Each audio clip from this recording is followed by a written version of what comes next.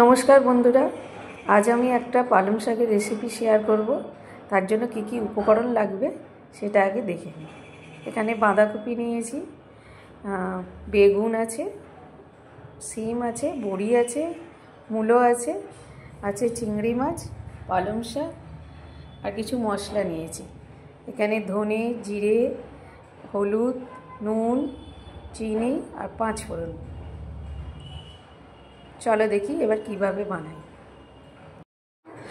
প্রথমে বাঁধাকপি আর পালং শাকটা আমি একটু গরম জলে ভাপিয়ে নেব।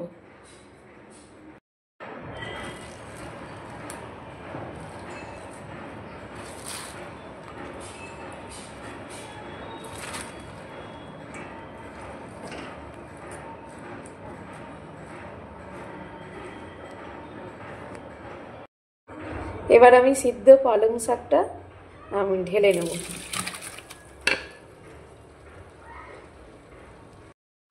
এবারে আমি একটু সর্ষের তেল দিয়ে দেবো।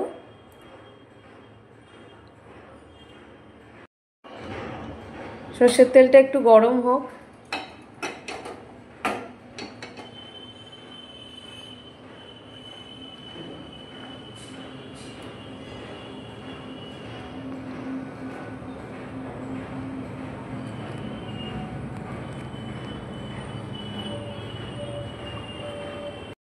এবার আমি বড়িগুলো ভেজে নেব।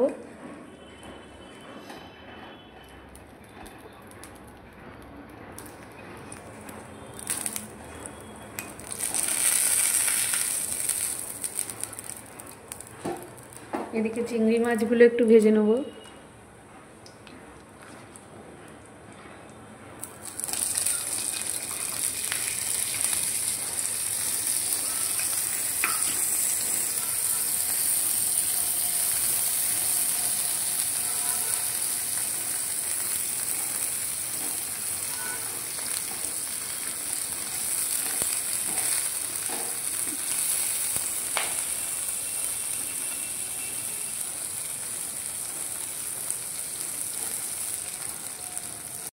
এবারে বড়ি আর চিংড়ি মাছগুলো আমি তুলে নেব, যেহেতু এগুলো হয়ে গেছে।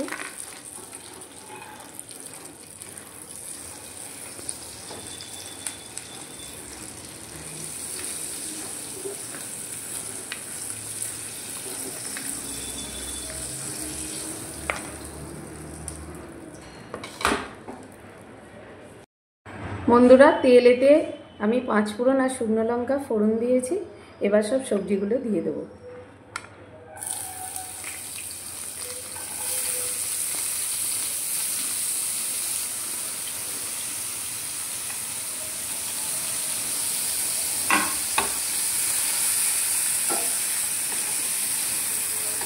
এবার একটু নাড়াচাড়া করব।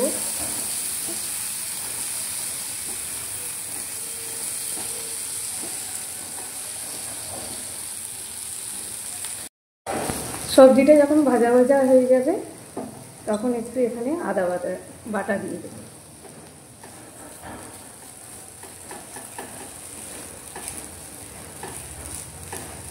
আদা বাটা দিয়ে একটু নাড়াচাড়া করে নেব।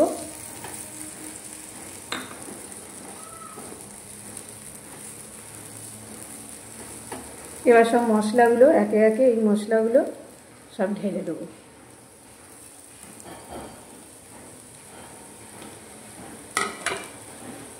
দিয়ে আর একটু নাড়াচাড়া করব।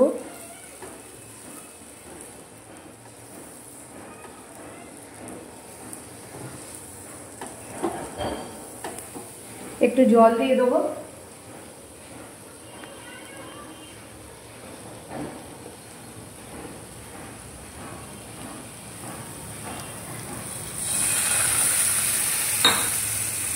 একটু জল দিলাম, নাহলে মশলাটা যদি পুড়ে যায়।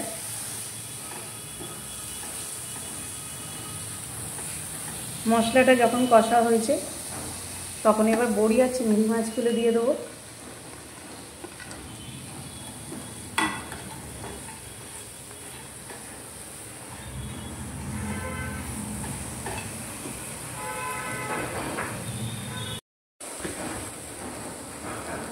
এবারে আমি শাকটা দিয়ে দেবো।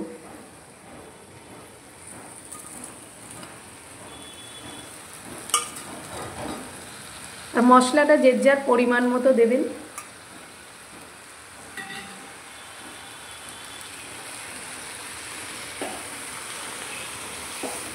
একটু নাড়াচাড়া করব।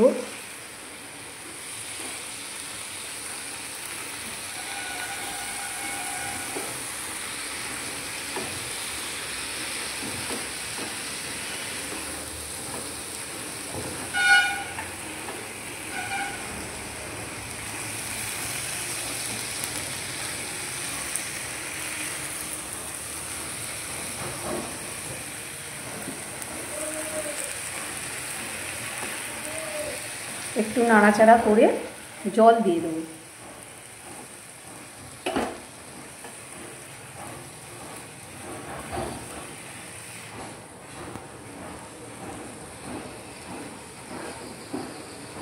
অল্প জল দেব, কারণ পালং শাক হতে বেশি সময় লাগে না।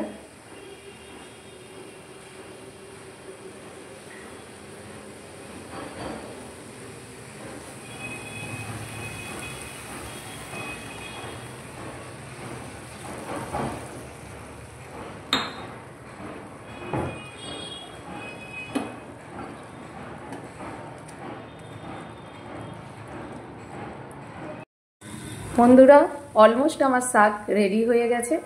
তবে এখানে একটা জিনিস আমি দিতে ভুলে গিয়েছিলাম, সেটা হলো ঝালটা। ঝালটা যদি আপনারা দিতে চান তো আপনাদের পরিমাণ মতো আপনারা দিয়ে দেবেন। এবার আমি এটাকে নামিয়ে ফেলবো।